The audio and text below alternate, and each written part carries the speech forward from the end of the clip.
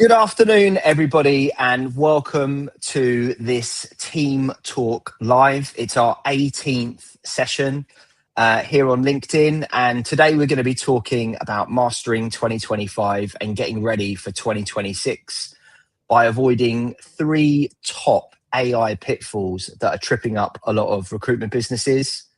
Really excited about this. I'm joined by Ryan Frampton, CEO and co-founder of Quill AI.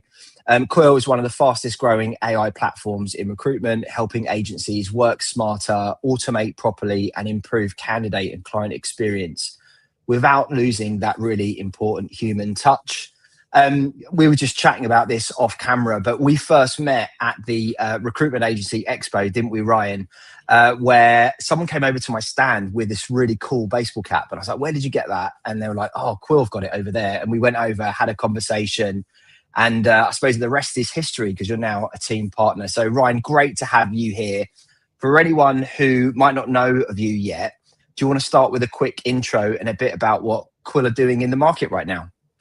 Yeah, absolutely. I think the person that was wearing the hat was also Cybor, I believe, if I remember correctly. It was good old Cybor. He was sporting the Quill swag. But yeah, my name is Ryan Frampton. As Andy mentioned, I am the CEO and co-founder of Quill. Before starting Quill, I spent a decade in software sales, scaling sales teams.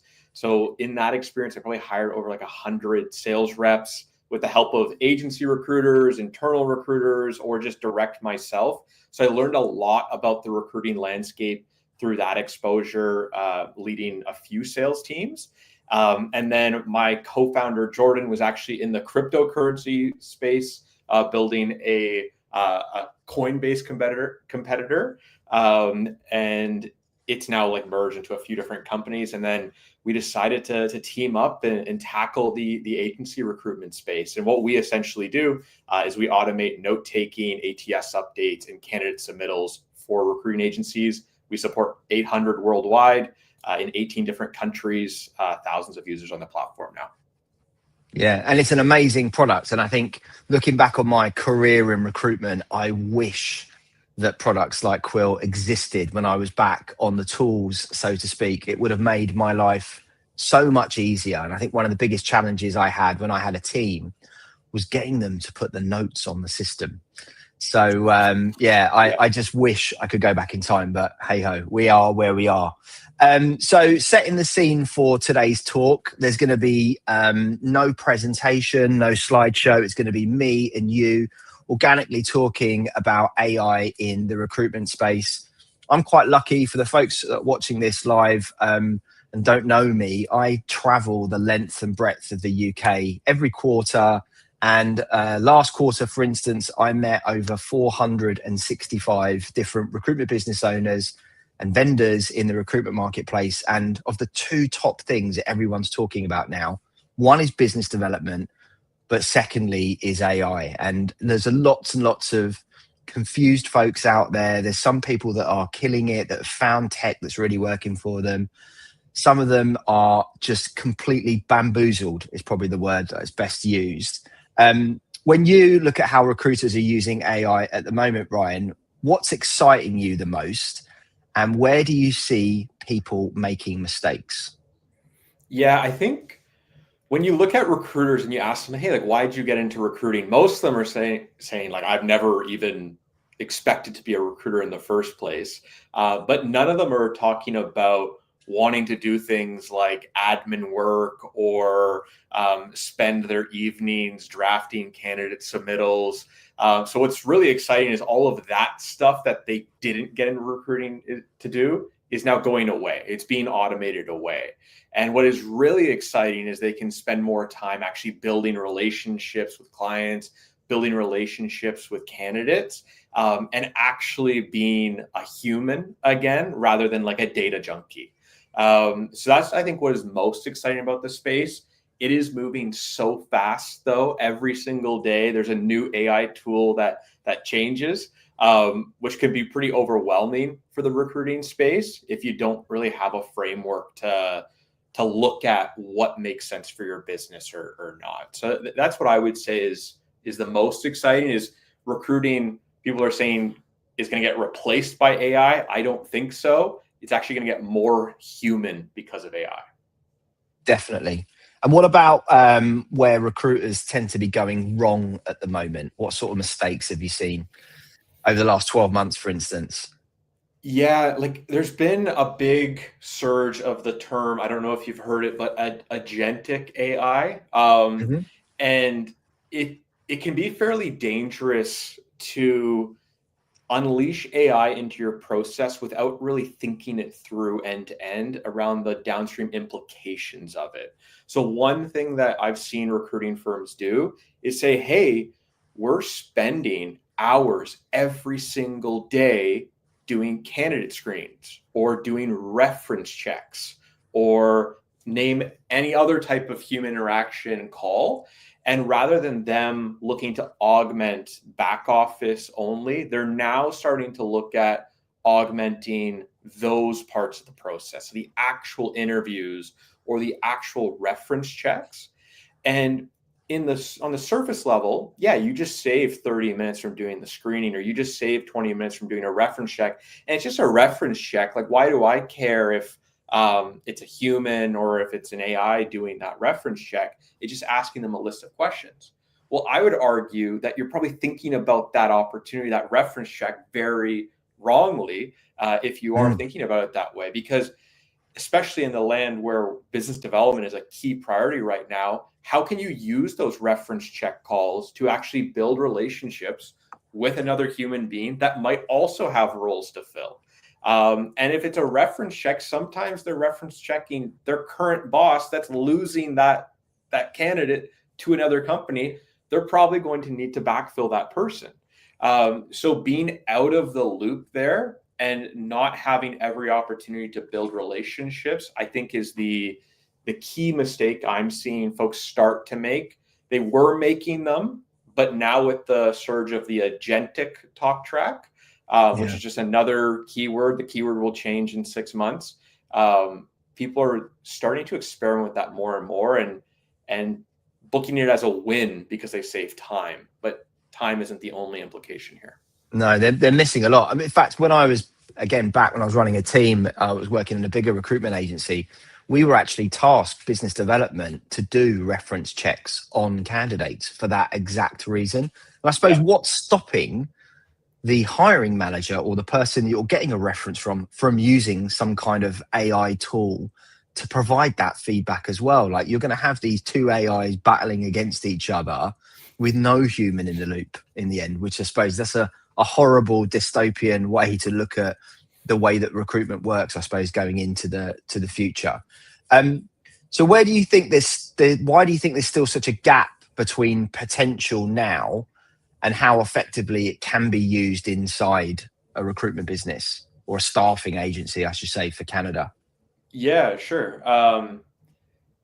I think the biggest thing is we're treating AI as like another deterministic software. So when software started eating the world and everybody's using their applicant tracking system or whatever their software that really helps them throughout their day to be more efficient, it was all deterministic, which means if I click this button, it does this. So think of a VoIP platform. A VoIP platform is the most deterministic type of software on the planet. If I click this call button, it's going to call. And that end of story. It's very simple.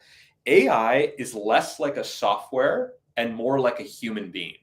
So when you are asking a human being to say, write a candidate submittal for you, you're not just clicking a button and then that happens, right? There's a conversation that has to be had to coach the person on exactly what you're wanting them to do.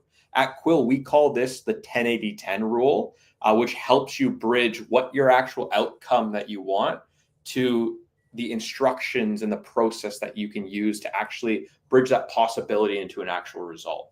So that first 10% is the instructions you're providing. So let's say, hey, this is my writing style. I don't say these words, or I try to make it a little bit more cheeky or funny. I try to have it formatted in this way. Here's a couple examples. Avoid doing this because that's not legal to talk about this, or whatever you might want to instruct it. That's the first 10%. And that's what you would have done anyways if you were going to coach a human on doing it. That's often very underlooked or overlooked, sorry. And maybe you just say, make a candidate submittal for me in ChatGPT. Well, that's a lot left for ChatGPT's interpretation. Then the 80% is what the human would spend normally 40 minutes, an hour doing, which is actually taking those instructions and drafting that candidate submittal, as an example. Now AI just does that at a snap of a finger.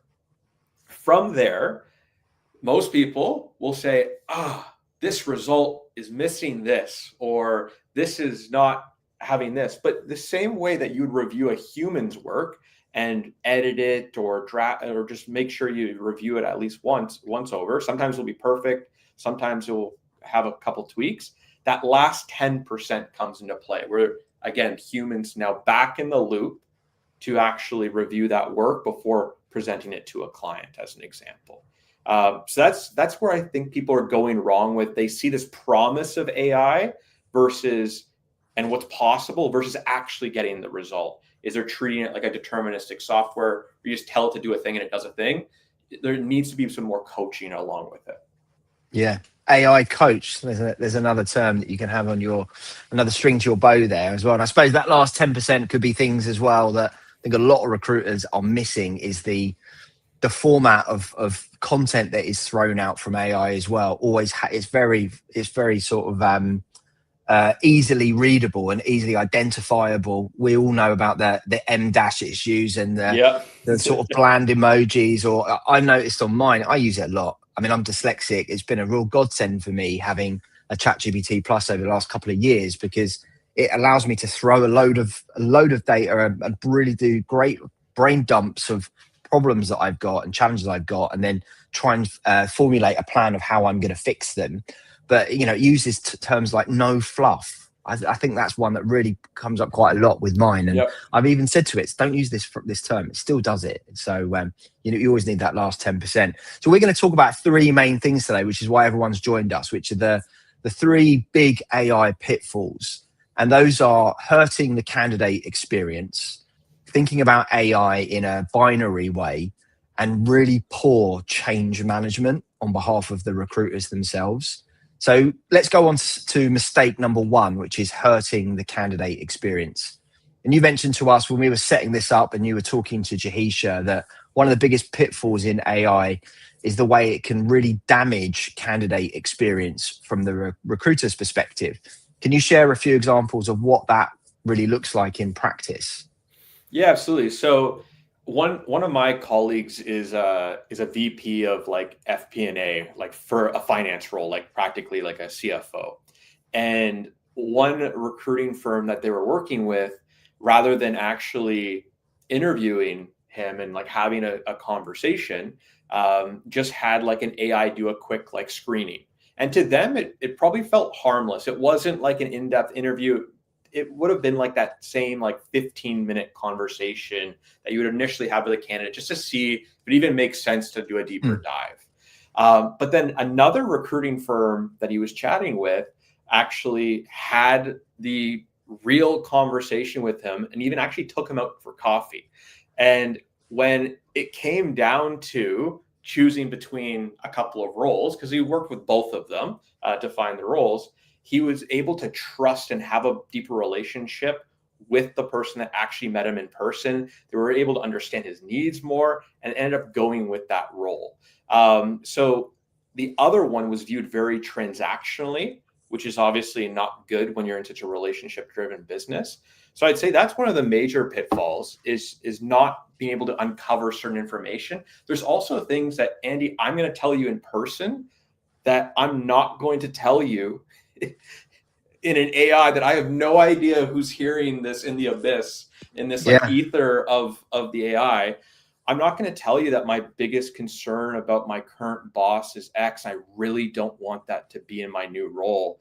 I'm not going to tell you about how I really want to move here because my sister is sick or something like that. Like these things are really personal and human you're not going to open up as much if it's more of a transactional led process.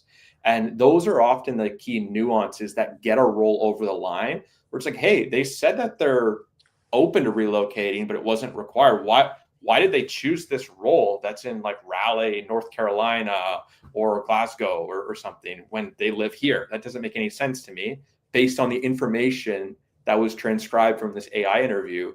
Well, the other person was actually took the time to get to know this person, understand the holistic current state of affairs. Yeah. And I suppose, like, we talked about this. I've been in recruitment 23 years. 23 years of mistakes, but 23 years of honing. I say this quite a lot. I think the longer you're in recruitment, the stronger your spidey sense gets on the conversations that you have, the encounters that you have with prospective clients, with candidates.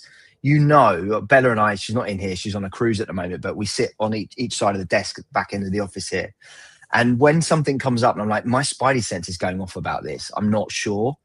And, you know, you're eliminating all of those years of knowledge and gut instinct that recruiters are, you know, the best recruiters have the best spidey sense. And you're going to just eliminate all of that for the sake of what, 10 minutes, 15 minutes call on candidate screening. I think you're really, really missing a trick if you're trying to take that part of the equation out. I think one of the biggest parts of that is tone, right? You could hear, you could see the exact same words coming out from both interviews, but having the ability to recognize a tone, which is very much still human led. I don't know, eventually maybe AI can do it better, but right now it definitely cannot. You can kind of hear like, yeah, this person said that they're excited about the opportunity, but they didn't sound excited about the opportunity. Maybe I shouldn't forecast that placement to come through tomorrow. Maybe I want to get on the phone with them again and just say, hey, I just felt a little off about your response. Was there something that didn't look right, or has something changed? Well, yeah, actually, this just happened. Yeah, you're never going to know. The other thing about being a CEO of a software company, we live and die based off customer feedback, right? And one of the things that we do for our trial process is we actually have a human in the loop at all times. So there's someone that's working with you, Andy, and setting you up and like your go-to person, so that if the trial doesn't work, or in the recruiting context, a placement isn't made, you have that relationship to go back to them and say, hey, how could I have improved? Where did we go wrong in this process? And they actually have that relationship where they're going to give you real feedback rather than just ghost you because you were just treating them transactionally. So that's also an important piece. So that's kind of that was going to be my next question. How do you strike the balance of using AI, but also keeping the all important human touch? Yeah, I would say really thinking about where does it not, where are parts of your process that just don't impact candidate experience? For example, like Quill being biased, like we update your applicant tracking system. Your candidate is never going to care about how your applicant tracking system is updated. So that's one of the pieces, just completely avoiding that side. But then also looking at where do you use other tools today, not necessarily in-person interviews or whatnot, that you can effectively augment AI. For example, Google Forms, right? When you're using a Google form to collect someone's just basic information, you could probably actually use AI because right now they're just typing in a Google form and they probably don't want to have to type anyways. So that you're not actually hurting the candidate experience. You might actually be optimizing by adding some sort of AI interview element there. I think that's a big thing. The other thing is candidates aren't stupid. So it's like, don't try to make it seem to them like this is like a human interview with like this avatar and stuff like that. Like, I just feel like, what is happening? Why am I talking to this, like this cat on my screen to get a CFO role? It doesn't make sense. So just being more like, hey, we just have these screening questions. It's AI powered, doesn't matter. Doesn't need to have like a cat that's talking to the candidate. So making it less forced, I would say, is also an important part. And are there any like specific examples where agencies have really got it right?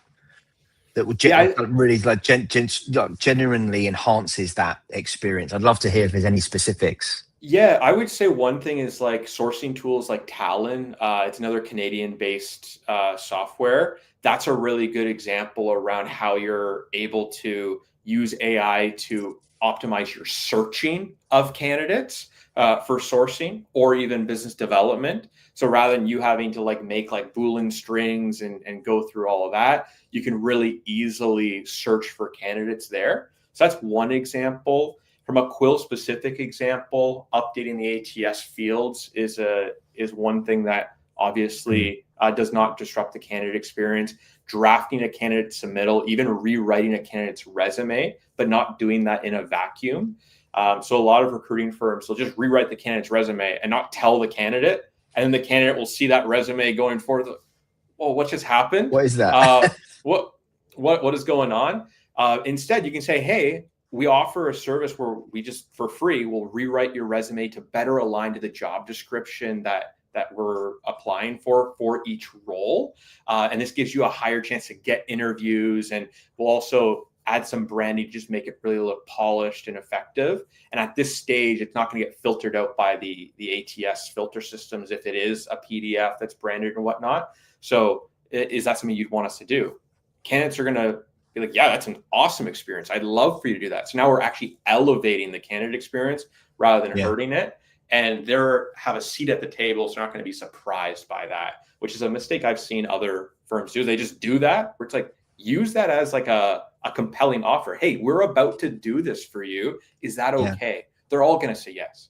I think it's a great value add. I think what I would do, I've seen a lot, spoken to a lot of people over the last couple of years, and some of the ideas that people are trialing out at the moment, but having like a note taker on your client requisition calls, like taking on a new role, really getting under the skin. So you're not sitting there writing notes, you're really asking open questions, asking those questions that cannot be answered by a paper job description or a person specification, but taking those notes and saving them into a project folder, an AI project folder, and then all of your candidate screening calls, you can overlay against those original conversations. Are there any clients I've met over the last 6 months, 9 months, 12 months that might have had that challenge that this candidate can now be presented to, reigniting cold leads of roles that you've had that is definitely what I would be doing if I was, again, still on the desk right now. Yeah. Another thing just to add to that is like coaching your recruiters how to actually have a better candidate experience. So when you're a recruiter, one recruiter could be very boring in their interviews with candidates, could say, hey, how's it going? So I'm going to ask you these few questions, and they're not really going to add anything or like reinforce anything the candidate says. Other recruiters like, hey, how is your day going? Like, super excited to meet you. I saw on your LinkedIn that you recently moved to here. How did that move go to? You're really building a relationship. And that all comes down to just recruiter coaching. Sometimes that doesn't come naturally to someone. They don't know kind of these ideas of where to place certain things in an interview. Whereas if you're a recruiting leader who's amazing at that, can actually do like call reviews and call coaching of the interviews, that's going to help your whole firm actually elevate the candidate experience you're offering. Or you can even have ChatGPT coach you, or something like Quill coach you, where you can have prompts and say, hey, how could I have made this call a better candidate experience, and see what it says. Or if you have a framework from a coach like Mark Whitby or another person, the Team Network, you can actually say, hey, these are the things that were being recommended. How can we, or can you check if I'm actually implementing these in my interviews? That name drop of Mark Whitby wasn't staged, by the way. We didn't agree that beforehand. Mark is actually presenting live in 3D at the Scotland event in 2 days' time. There you go. So ask Mark what you should have your AI check you're doing in your interviews. There you go. I'm going to do that, and I'm going to get it filmed. I'm going to send you a copy of that, Ryan. What a great shout. So myth number 2, thinking about AI in a binary way. So many recruiters see using AI in their business as either all in or all out, and it's not for us. Why do you think this mindset is limiting to recruiters? Yeah, I empathize with the mindset. I really do. I think there's so many headlines right now. It's like AI is going to make recruiters obsolete. And there's just tons of that. And if you follow me on LinkedIn, you know, I have some cheeky LinkedIn posts that literally say there's no recruiters in 2026. And if you click see more, I kind of go into the gray area, the context, which is what we're talking about here. Because it's not either or. It's not AI is worthless and is useless. And it's not that AI is going to make recruiters obsolete. Like anything, it's going to it's going to evolve the role of a recruiter. In this case, it's going to more drastically do so in a little bit more of a steep timeline, just based on how things are moving. But I think by you just shutting out AI completely from a possibility to help your organization, you're really missing out on some really great benefits that you could be having, that might be super simple or smaller that you might not be thinking about. Like, it's not about changing how you do interviews necessarily. It could be as simple as, hey, I don't want to forget the things that I need to do after each call that I promised I was going to do. That can be very, very helpful. And hey, that's powered by AI, but that part doesn't even matter that it's powered by AI. I think it's more thinking about what are the business problems I have and what tools are out there now that can actually help me solve those problems. And sometimes the best solution is still not AI, right? It might be a traditional software that's better to solve that problem. So I think thinking less around the current technological paradigm that's happening, whether it's AI today or quantum computing in 10 years that finally gets figured out. These things will always happen, these tech advances, just like how farmers used to not have tractors, right? Now the farmers have tractors and it's all good. The world's going to keep going around, and just look at your business of what problems you have and find tools to solve them. That's how I would look at it. I had a really good sort of analogy there from one of the Rec Talks podcasts that was filmed live at our conference last summer. And sorry, this year, it wasn't last summer. And it was Firefish and Pager were talking, and they were like, recruitment business owners aren't looking at the challenges and the problems they have before buying tech that they get excited about, because recruiters they get excited by shiny things and it's going to solve their problems and change their life. And they used an analogy of, like, you wouldn't go to a supermarket without knowing what was already in your fridge or what you wanted to eat that evening or for the rest of the week. You must spend some time creating a shopping list of what you need to get. And that's what I think the best recruiters are doing, is where can I save some time here, or where can I automate?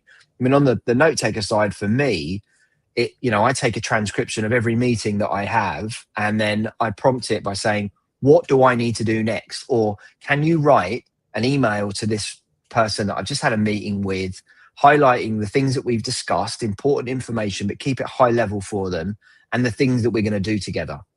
Like, that can be done in seconds. And often I wouldn't have done that in the past because I'd be on to the next thing as a recruiter. Like, that's a really, really smart way, isn't it, of using it? Yeah, I think to that point is a lot of things are easy to think about around what do I do now and how can I replace that with AI or augment it with a software. What have you always wanted to do but didn't have the time to do so? AI gives you a tool to be able to actually think about those possibilities. Does everybody send a thank you email to every candidate they interview? Sadly, no. Usually it's the candidate that's sending the thank you email. Why doesn't the recruiter send a thank you email that says, hey, I really enjoyed this part of the conversation. I really enjoyed learning about you, your background in X. Just thanks so much. Again, we'll be in touch, but really appreciate you taking the time with me. That goes such a long way. But today you might not be doing that just because you don't have the human time. Well, now you have this new augmented intelligence that you can use to help you actually do those things. So it's not just thinking about what are you doing today and how can AI start doing that. It's what do I wish I could do today that I never had the time to do, and how can AI help me do those things? You could even, I suppose, like leveling up on that as well. If you had a resource bank for your candidates on your website, for instance, of tips, tricks, hacks, maybe publications, blogs, articles, you could reference those in that follow-up message. Like, this is the conversation we had. This is what I said I'd do. 100%. Why don't you go and check out this stuff as well? Other recruiters won't be doing that.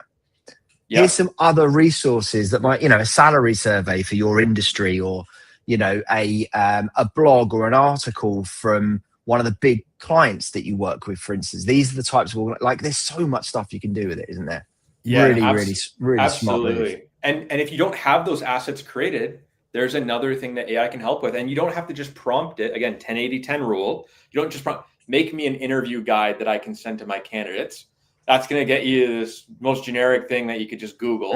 Instead, use the ChatGPT app, do a voice recording and say, hey, this is what I care about and think about when I'm recommending candidates, ways that they can have better interviews, and go through a few things just in voice, because it's way faster to do that than typing, and then pause it, and then go back in the app, add a prompt that says, hey, now using my insights there, plus adding your own, make a guide.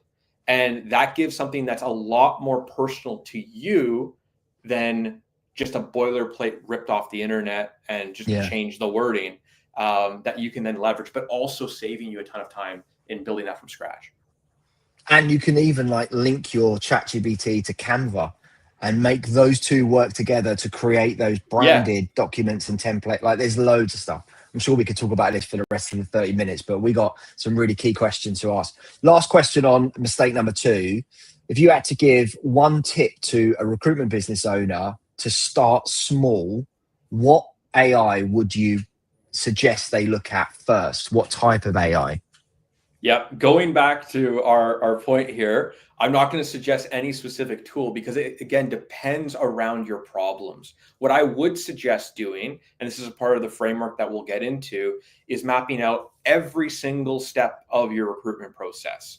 When you have your next, even when you're trying to find your next client, map out what if you actually write down, have a log almost. If you've ever seen the military, how they'll scout out positions and stuff. They just have a notebook, and it's at this time I did this, and it's a boring thing to do. You don't have to do this forever, but do that for one end-to-end placement, and then start saying, what did I hate doing? What was the things that I dreaded doing? Not necessarily what's going to save me the most time, but where's that win, that more emotional win I could have? Then ask your network, go to folks like teams, say, hey, this is something that I was just curious if I could solve. Is there any software? Is there an AI? It doesn't need to be an AI that can solve that problem. A really common one we see is note-taking and ATS updates, just based on what we do. That is a super simple one. So if you go through that log, do not book a demo with us until you go through that log. I will refuse your demo. Go through the log, see, is that something that you dread? And if it is, then, hey, there might be folks that can solve your problem like Quill. But it's less about hearing from your buddy at a dinner table that, hey, they just implemented this tool or this tool and it's been game changer, so now you're going to go buy it. Well, you're not going to set yourself up for success to actually give you business value from it, because you're buying it because your buddy bought it, not because it's solving a problem for you. So that's a non-answer to your question, but I think the right answer. Good pointers though, and good. I think good thinking as well for people. What a great time of year to do this in preparation. We got 5 weeks or something like that, 6 weeks or so till Christmas, which is crazy. I cannot believe that it's almost the end of the year. It is, and I've just bought myself a pair of red trainers for my training in the morning, to get into the Christmas spirit as well, which I think are being delivered this afternoon. Anyway, I digress. Nice. Mistake number 3 is all about poor change management, and we know that AI adoption isn't just about tech; it's about the people that are using it and the processes that you create in your recruitment business. So, from your experience, Ryan, where do agencies tend to stumble when they're rolling out new tools? Yeah, so this is a big one. And this, you could actually do everything we said right and still not see success from this key point here. So I think the number one thing that I see folks not doing well is it only top down. So it's, hey, we either heard from Bill that we should buy this software, and here's the software. Good luck. That is obviously not going to work. Or they say, hey, we bought this software to solve this problem. Here you go. Instead, it really needs to be top down to start to identify those issues, but also getting your team to help identify those issues. One thing that I always recommend folks is, hey, I know your perspective as the managing director is that this is the steps that happen from start to end for a placement. What are your each team member's steps? Maybe there's something there that you didn't even discover. So have everybody actually do that exercise, and then start asking them, hey, what are some of the biggest time drains or things that really like suck out your energy that we can start automating, and go through that exercise with the whole team, not just yourself if you do have other recruiters on staff. From there, it's having them a part of the discussion. Hey, we're thinking about this solution. Be very clear on why, what problem it's meant to solve, and how it's going to solve that. Would you like to come on a demo? There's usually one person on your team that's more tech forward, more willing to change. There's always going to be people that aren't willing to change on your team. So it's likely best not to pick those people when you're thinking about implementing a change. So, hey, this one person, hey, what's your perspective? You're not taking everybody else out of the weeds as a distraction. And then from there, if you do actually think it could make sense, pilot it with 2 people. Don't buy anything in today's world without a trial. Like, first and foremost, there's so much AI demos. I don't know if you saw that new robot that cleans your home and stuff that's coming out. Supposedly the whole advertisement was just like remote controlled behind the scenes, and then they're charging they're charging 20 grand per robot. So if you bought that without a trial, it's like, this thing's going to come and I'm going to remote control it. Like, it doesn't make any sense. So the point is, try before you buy, and have your team members be involved with that trial process, but in an isolated way, not your whole team. That's going to be a huge distraction. There's going to be some people that just aren't wired to do change. Let those people get big wins, so that we're taking a company case study, whereas Quill saved Averna 10 hours a week per recruiter. Let's now make that case study into someone on your team has that, and then you can use that to pitch your actual team. Say, hey, this is why you should be begging for this tool, because Sally over here is just crushing. She's saving 8 hours a week. And that's how you get pull when it comes to technology adoption, rather than push.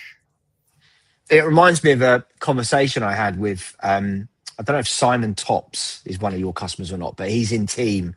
He owns a recruitment business called Additions, and he's our divisional director for IT. And I met him at an event last week, and he was talking about this new AI, like call screening and like automated review technology for his team, and it scores you and gives you and he's gamified that across his team.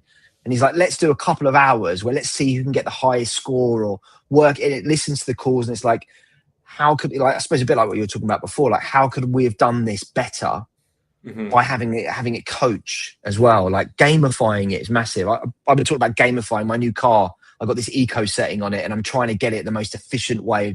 So I'm driving, I managed to get it to 92% efficiency, but gamifying a dull thing, I was driving for 3 hours. Gamifying that made it a bit more manageable for me. And I suppose gamifying things in recruitment is really similar. Like, the things that are boring that you have to do, make it that you can track and see if you're improving by using the tech at the same time. Yeah, no, absolutely. And it's like, once the one person proves the concept, I like doing like spiffs, like, hey, whoever uses this new tool the most for this next week, they're going to win a $100 gift card. And there it's a bit of a competition for what they can control, their input, their adoption, because how many softwares get implemented and then 30% of the team adopts and 70% of the team just sitting there paying for the software, but they're not using it. Like, that's a bad outcome. So instead, push that adoption. And then from there, there's no reason why they shouldn't get results out of it because they used it. So then if they're not getting results, guess what? You're on a trial. You don't have to continue, and go from there. So I suppose good change management looks like getting the buy-in, getting the team involved in it. I suppose getting a really good level of service and training from the company that's providing that piece of technology as well. Yeah, 100%. Like, especially in a new sphere like AI, if you're going to be implementing an AI vendor, you want to make sure you're actually getting a partner that's like with you, helping you implement it, and not being afraid to rely on them a little bit around like the training sessions, running them, not feeling like you need to do it on your own. A lot of bigger organizations in recruitment, they'll have teams that are there to implement software. What we've found is the success rate of us helping them implement software versus them doing it on their own is a massive difference, where us doing it is way more helpful because it's such a different software to implement. It's not deterministic. Implementing a deterministic software, like I mentioned at the start, is pretty straightforward and easy. It's like, hey, everybody, just here's a video on how to click this button. It's like, well, no, you have to, right? Like there's a different layer to it. So not being afraid to ask for help to the vendors, but also peers, folks like the team network and their partners, right? I think is a really big thing to keep in mind when you're implementing this new phase of technology. So talking about like real world wins of recruiters that are implementing AI tools into their businesses. I understand you've spoken to Jahisha about this, and you've designed or developed a framework for evaluating AI tools. What does that look like in real life, Ryan? Yeah, so I think the one big thing that I like to do is we have 3 steps, and we score each step from 1 to 5. So it goes back into everything that I've been beating like a drum, is map out every single step of your search process. And then beside every step, so once you have that log, you can make an Excel spreadsheet and just say, number 1, can AI possibly do this task more efficiently than me? And be open-minded when you're answering that question, and rank it again from 1 to 5. Then number 2 is, will having AI do this task positively or negatively impact the candidate experience? Again, rank it from 1 to 5. Then the last question is, have I validated this assumption with some sort of trial, customer interview? For example, one thing that some of folks that can't use Quill, they recruit for the military position, like military positions or government positions. They're legally not allowed to record those calls, right? Like, so again, Quill is dead on arrival for folks that do that, right? And that's totally fine. But it's important to ask those 3 questions. And by scoring it from 1 to 5, now every single part of your process has a 0 to 15 score.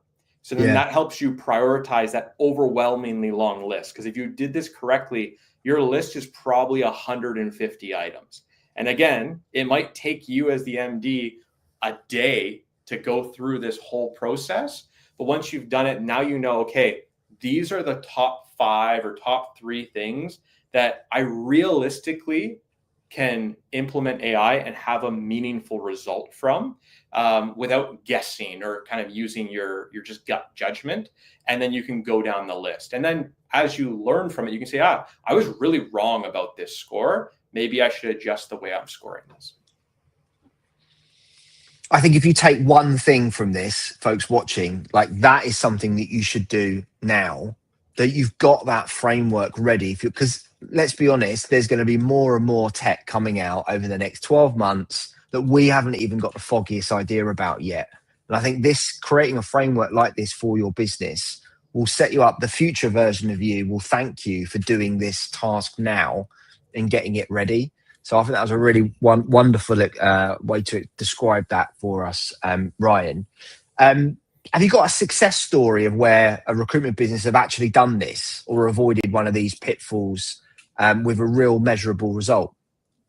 Yeah, so we actually learned this framework from a customer, like most things that we do. So that's one big success story, is like that's how they actually found Quill. And they were telling us, like, hey, because we asked, like, hey, why did you decide to move forward with us? And they just showed us, this is my sheet. Look at all the steps I do in my recruitment process, this is where Quill fit in. I think they also purchased Firefish at the time, I believe was the ATS that they purchased. And yeah, that's how they found us in Firefish.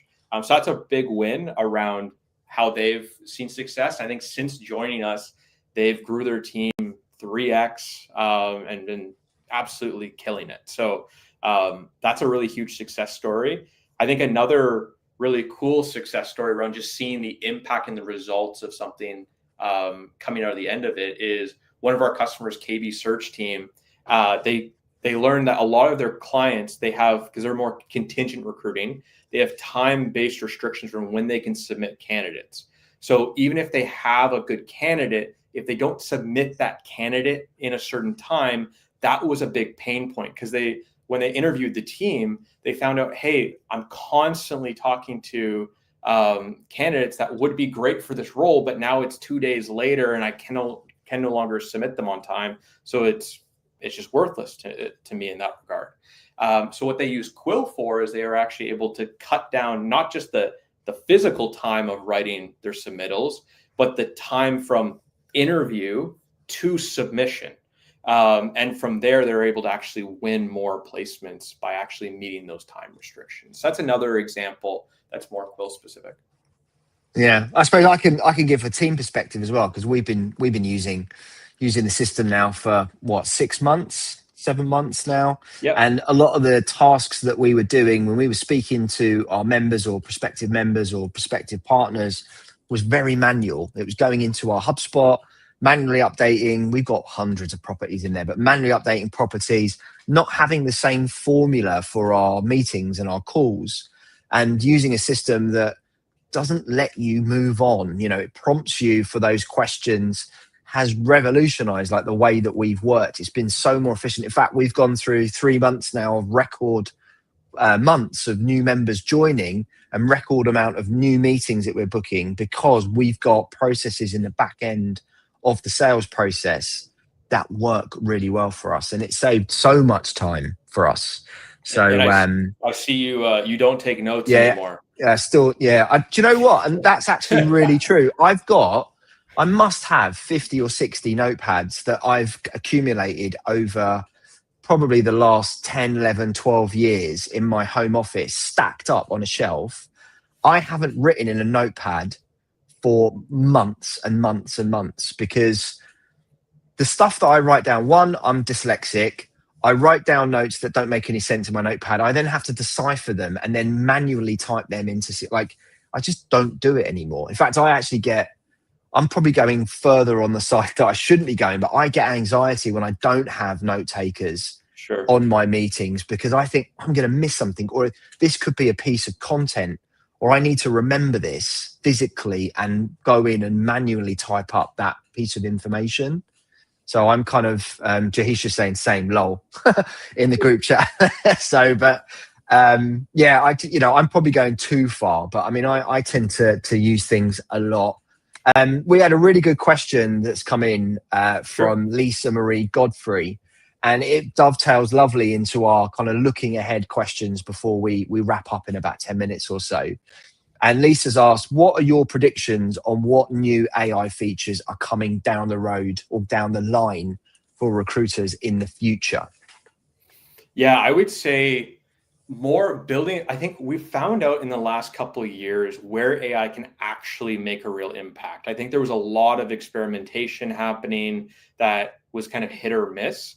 I know some things that we're doing at Quill that I can kind of predict with full certainty is right now we just update the candidate record, for example. In the future, we'll be able to update things more so than just the candidate record. So, hey, I just had an intake call. Now we're updating the full job record. It's now making the job for me. It's now kicking off a search in my applicant tracking system like Firefish.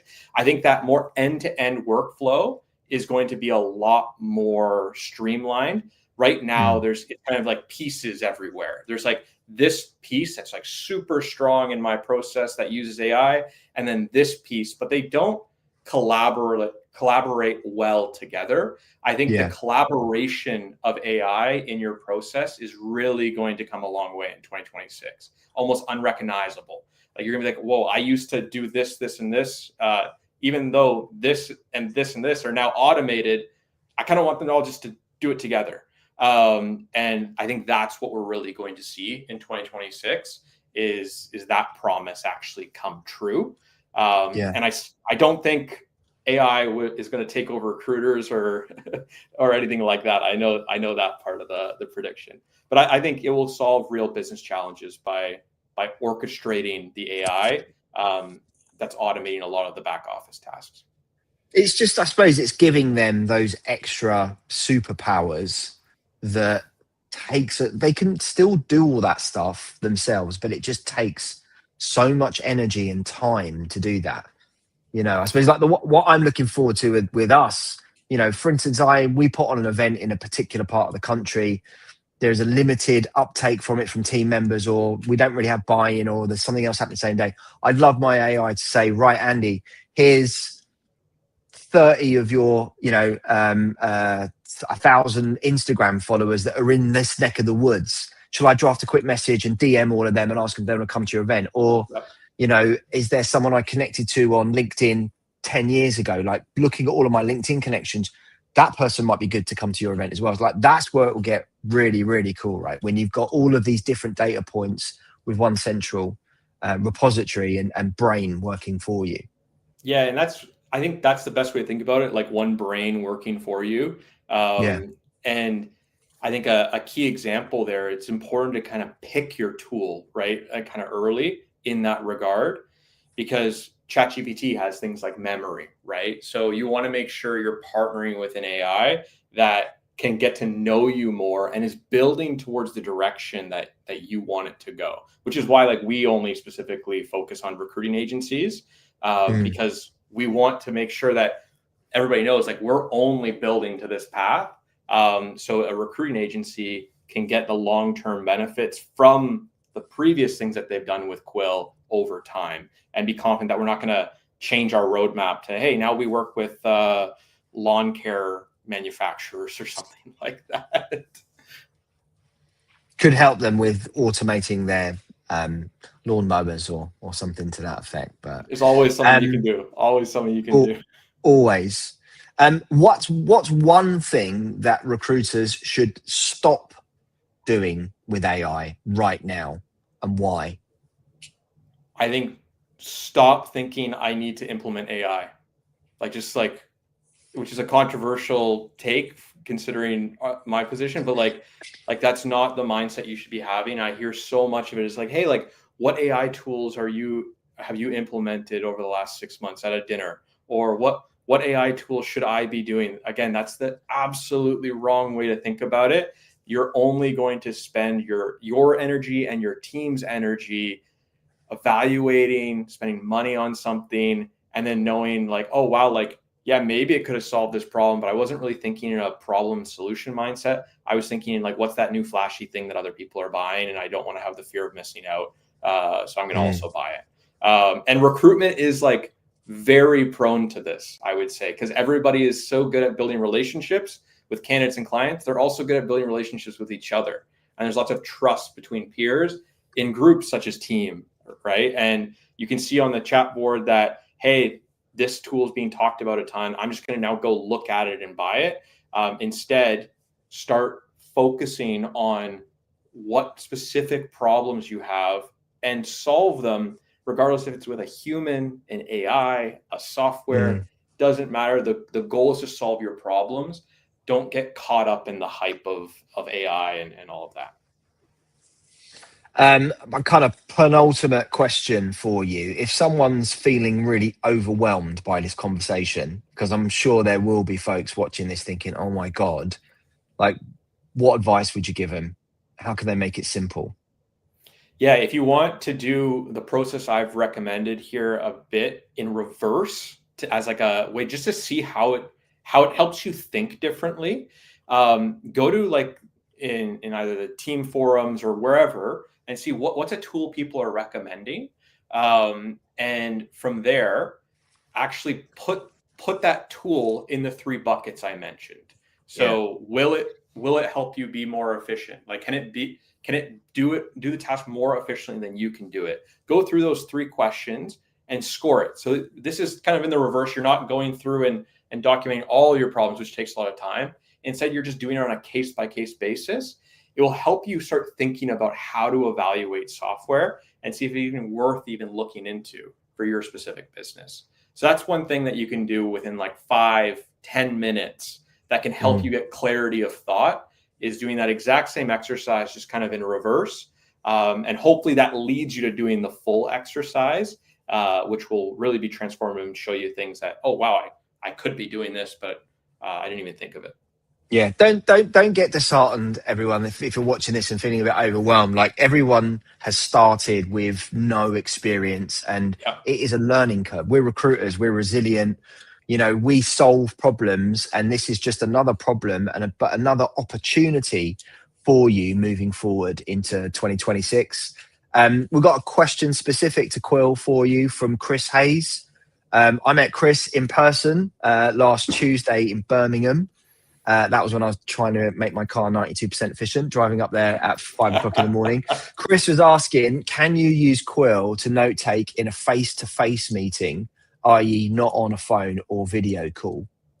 Yeah, absolutely. So Quill, one of the cool things about Quill is you can take notes in really any communication method. So you can use us as a VoIP platform. You can use us with your cell phone. You can use us with a different VoIP platform, maybe like a Ring Over, Ring Central. You can use us on video calls, in-person meetings.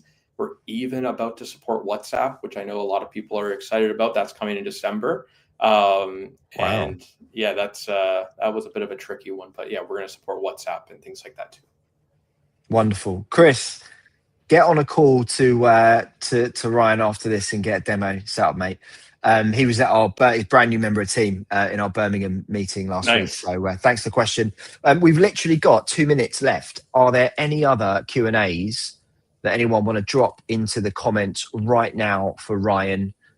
Speak now or forever hold your peace. Or I'm going to ask Ryan my very last question. What is the biggest AI myth? Just one answer from you to finish up. The biggest myth, I would say, I think I have to just stay with my normal talk, like that AI is going to replace recruiters. I think that's the biggest myth right now, that not necessarily is in recruiting, but it's coming externally from recruiting in like Silicon Valley, and where AI is kind of eating the world per se. That's the biggest one, and I will go to war with that on LinkedIn every single day if you follow me. Good. We've got one last comment from Michelle Thuma. Michelle, it's our regional director for Midlands South. She said, I've recently spoken to a friend who's a resourcing manager for a large recruitment business. She's using Quill. She's raving about it, and she said it's changed her life. So I think we'll wrap up with that, Ryan. Great feedback. I've really, really enjoyed this discussion. Really impactful. I think everyone that's watching this got loads of takeaways, loads of little light bulb moments for them. And as I say, I'm a great believer in using this kind of technology to make your life easier. So thanks for being a part of the team network. Hopefully we'll see you at an event or two in 2026. But yeah, thanks for your time, everyone. I hope you really enjoyed this, and we'll see you on another Team Talk Live real soon. Awesome. Thanks so much. Bye, Ryan. Bye.